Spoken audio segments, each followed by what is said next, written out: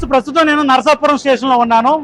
Narasapuram station నుంచి మొట్టమొదటిసారిగా వందే భారత్ రైలు బయలుదేరి చెన్నై వెళుతుంది.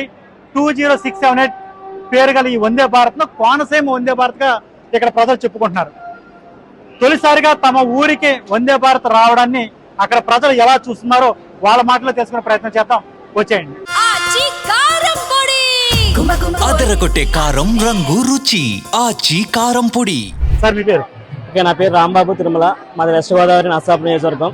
ఈ నరసాపురం నియోజకవర్గంలో మొట్టమొదటిసారిగా వందే భారత్ ట్రైన్ రావడం జరుగుతుంది.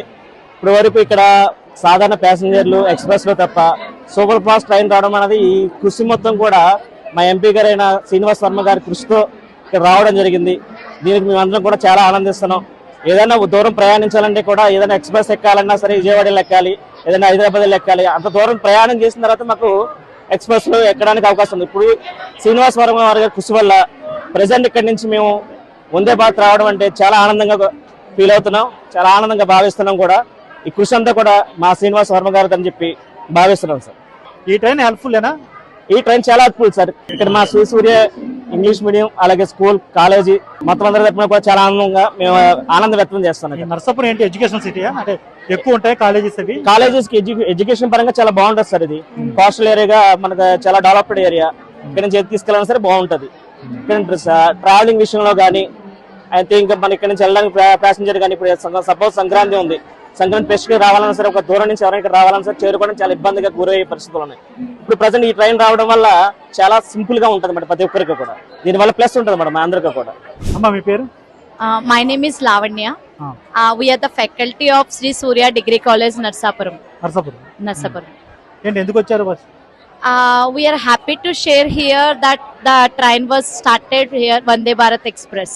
We felt very happy and we have because we can easily reach the travel and we felt very happy and the safest journey also for the Vande Bharat Express.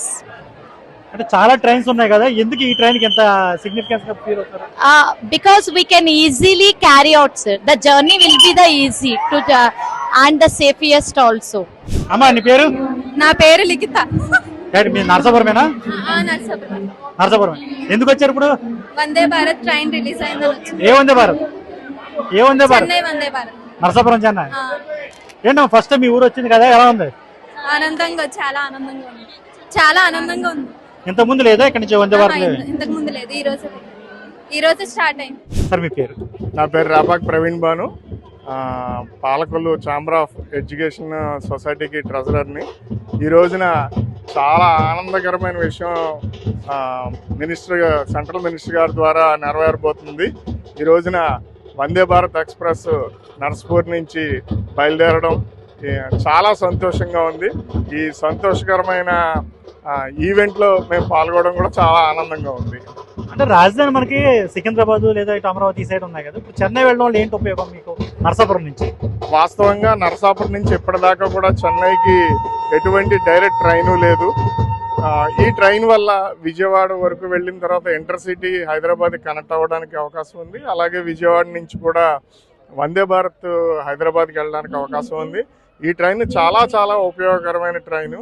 ప్రత్యేకంగా నరసాపురం, పాలకొల్లు, భీమవరం ప్రాంతవాసులకే కాకుండా తూర్పుగోదావరి జిల్లాకు సంబంధించి రాజోలు, మలికిపురం అలాగే తాటిపాక చుట్టుపక్కల ప్రజలకు కూడా చాలా చాలా ఉపయోగకరమైన రైలు.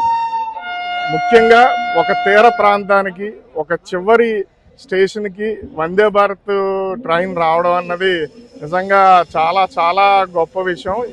కోనసీమ ప్రజలు చేసుకున్న ఇది చాలా అదృష్టంగా భావిస్తున్నాం. కోనసీమ వందే భారత్ అనొచ్చా? కోనసీమ వందే భారత్ అనొచ్చా? ఖచ్చితంగా అనొచ్చండి. ఖచ్చితంగా కోనసీమ వందే భారత్ అనొచ్చు. మేడం, మీ పేరు? హారిక.